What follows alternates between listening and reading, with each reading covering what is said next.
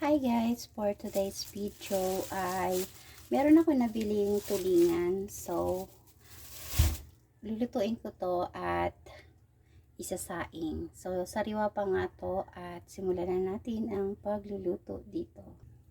So, una nga ay hiwaan natin dito. Sunod, pipilipitin natin yung buntot dahil ito raw ay nakakalason. So, susundin natin at gagawin natin yan. Yan. Tapos, sa paglilinis naman, tatanggalin natin yung kanyang hasang.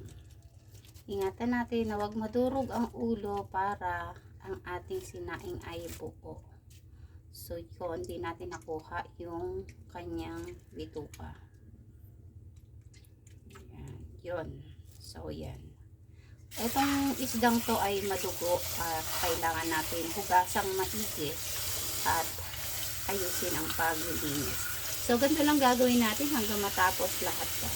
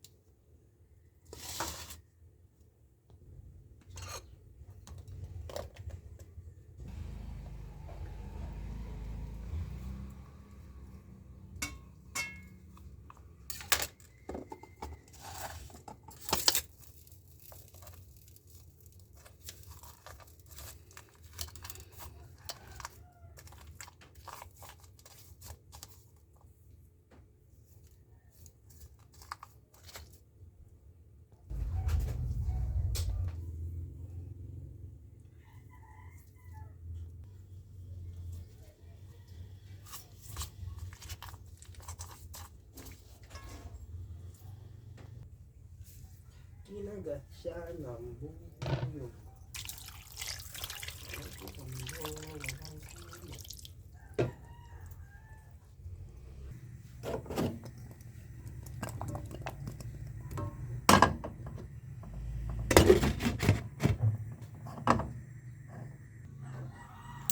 Ay, dalawang.